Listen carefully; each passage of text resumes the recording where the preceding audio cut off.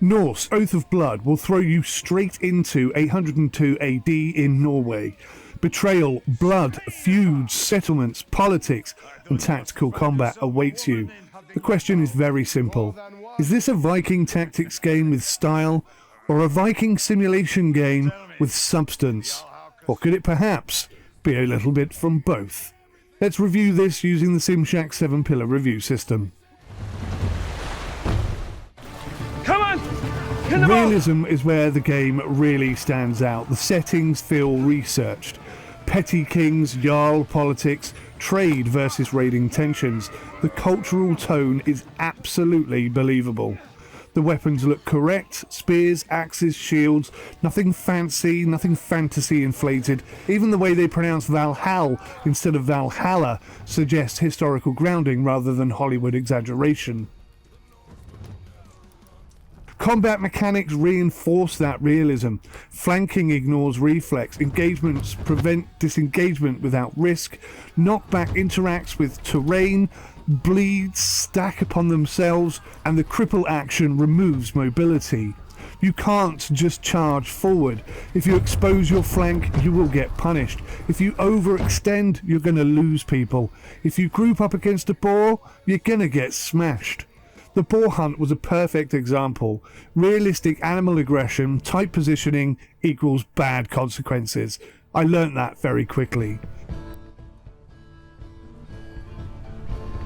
On the hardest setting, which is the only way I play, you don't feel heroic, you feel outnumbered and vulnerable, and you're fighting for your life. There are some minor realism cracks. Engagement mechanics are a little poorly explained, or maybe I'm just a bit thick when it comes to playing games like this.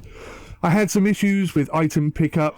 Sometimes it was unclear what you could and couldn't pick up.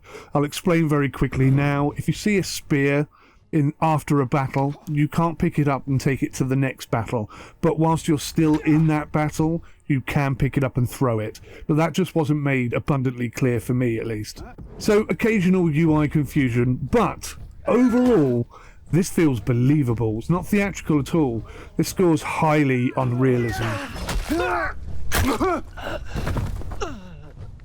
They wasted no time in coming for you, and these will not be the last. Let us get back so that you can prepare to sail. Best if you are gone from here at high tide tomorrow. Agreed. We have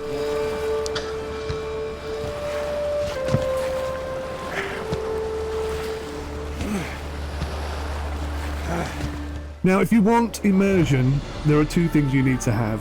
Realism and really good audio, and the voice acting in this game is excellent. The intro narration is superb. The family interactions feel natural and realistic. There's even a bit of humour. It's subtle and it's human, it's not forced, it's really well delivered. The battle sounds I found satisfying. Shield hits, axe impacts, arrows landing, good weighty sounds. The soundtrack also fits the setting beautifully. Low Nordic tones, which are atmospheric and certainly not overdone. We thought you were raiders. Kill them, Papa. Cut off their heads. You said you could be 5-minute fights. That's what you said. Be quiet, boys! I did not say that. The cutscene stutters occasionally disrupt delivery, but not enough to damage immersion. Again, very high score for audio on this game. So we've got realism, we've got decent audio. Does that necessarily translate to immersion? Well, possibly not, but in this game, the immersion is strong. The opening betrayal sequence really pulled me in immediately. I felt the loss, I felt the urgency for revenge. The environment helps massively. Wind moving through the fields, you've got the fjords, the timber villages, the lighting during dialogue scenes. I genuinely felt like I was in a Viking Norway encampment. Settlement setup at the 2-hour mark adds depth. You're not just fighting, you're also building towards something. I agree, I haven't had a lot of time in that part of the game, but it's quirky and I still have to get used to it. But hopefully it will add to the experience and allow us to build up a large army with which we will go and gain our revenge with. So where immersion did dip slightly, characters occasionally getting stuck on terrain, it's a nice little feature within an RTS that you can actually control your band of warriors and run around freely and just have a look and do what you want, really. So it's great to have it, but when the characters keep getting stuck on terrain items, it does sort of detract slightly from the immersion. There were some also minor visual glitches and combat tutorial explanations that can pull you out of the moment, but it's important that you go through those tutorials to understand how everything works. But really, once you've watched them, it just takes, you know, a bit of play, a bit of time and a bit of practice, and you'll pick it up fairly quickly. As I say, one of the biggest issues was the bug where characters would jump into other characters and then they would both be stuck and they can't move. That was, for me, the biggest immersion breaker of them all. But even with that, the immersion on this game was super high. So sometimes if a game lacks realism, decent audio or immersion, it can still be held up as a good game because it's got good gameplay, it's fun to play. But once again, this game is great. The combat is deep. The turn order really does matter, and I love the fact that we can switch and change the order in which we fight back. I love that. Terrain matters, although I haven't really mastered that, if I'm being totally honest. Elevation matters, means you can fire further. Engagement absolutely matters. Knockbacks into fires or into debris or into other people all have huge knock-on impact. And then we got high ground bonuses, that they're important as well. Execution restoring action points, that's powerful. Not only do you get to witness a fantastically animated execution scene, I mean, you know, that is what the Vikings were very well known for, so to have it in the game is absolutely sweet as a nut. But then to get the added little cherry on top bonus that all of your AP points have been restored and you can go again, that's fantastic. You could literally potentially take 3 or 4 guys out in a row just with one guy, and that sells it for me, absolutely sells it for me. But playing on the hardest difficulty, it's unforgiving, which is what I want from a game. That's what I love. That I don't want it to be easy, it's meant to be a challenge. So you can't brute force it, you've got to use your brain, you've got to think outside the box, you've got to outthink your opponents. You're often outnumbered and outgunned, so to speak. However, the engagement system isn't clearly explained enough for an idiot like me, and when you don't understand something in a tactics game, that can feel frustrating and also get you into trouble. So I've already mentioned the item pickup mechanics, which weren't explained with the spears. You can pick them up and throw them, you can pick up and throw axes, you can pick up and throw stones, but only during the battle. As soon as the battle ends, you can't touch those things, even though they get highlighted when you press the "What can I interact with" button. So maybe that's a bug, maybe that just needs to be clarified a little better, I don't know, something like that. But overall, it works, and it feels brilliant. The combat in this game is excellent. The gameplay is excellent. I've had so much fun playing this game. I cannot wait to get enough time to put proper effort into this. I'd love to see this one through to the end.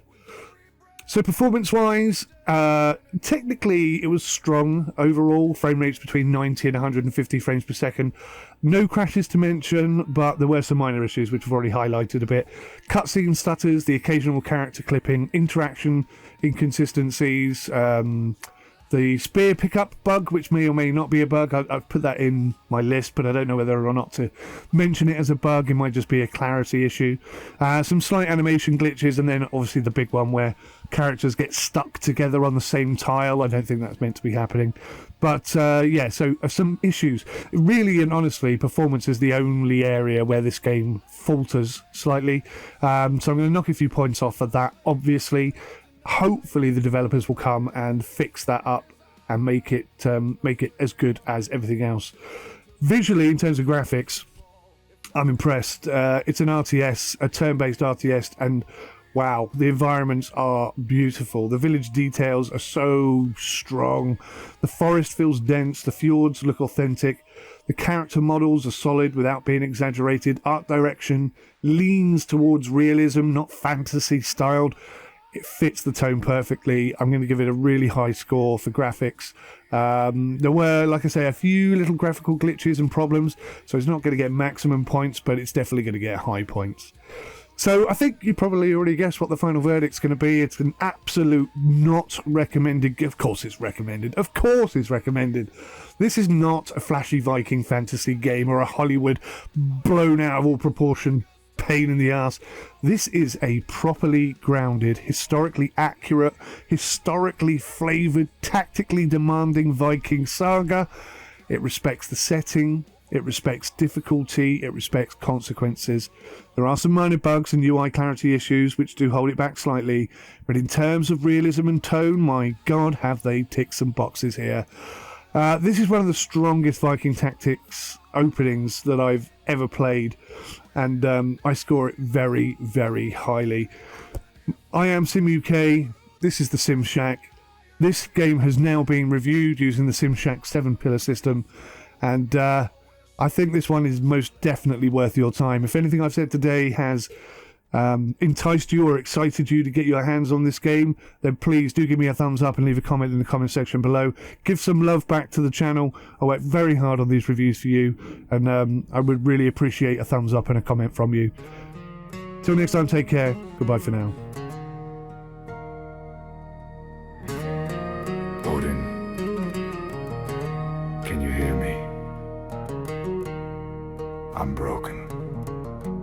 Please set me free. Silence is all I ask from all gods above. Holy beings, fierce and strong, who tell old tales of love. I remember the giants who lived before, those who gave me life. I beg of you, let me embrace the silence of the night. You want your life, then you must pay. Nothing comes for free. Norsemen fight and live or die. He'll pay his dues to me. Everything dies except your reputation. Better to die with honor than live with shameful expectation.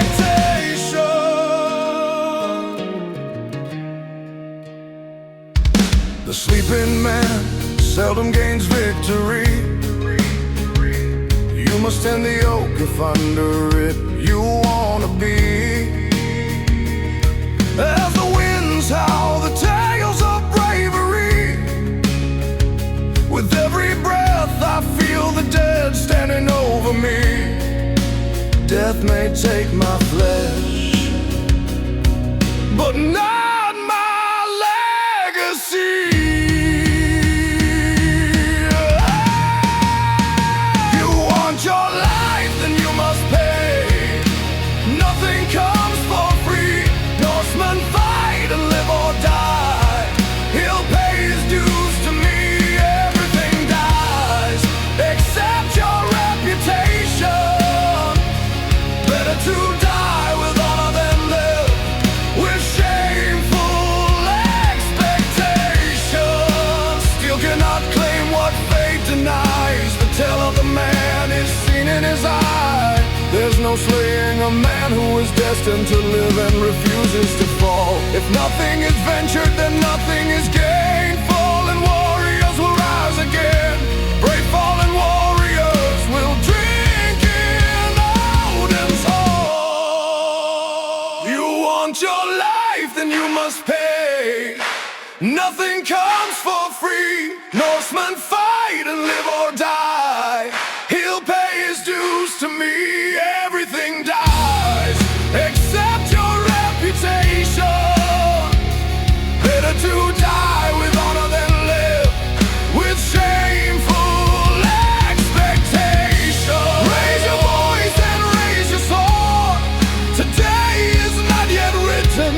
Our deeds will write the sagas told. We carve our fate in blood and bone. Tonight we dine with kings. The final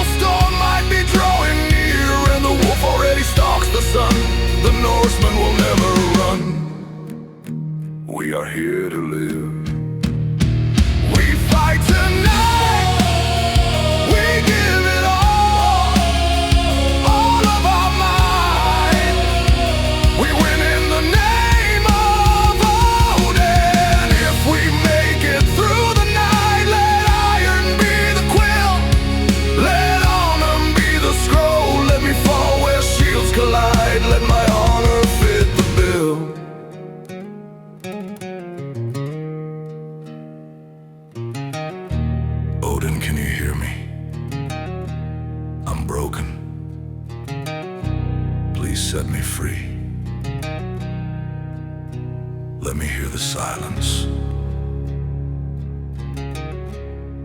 of the mighty oak tree.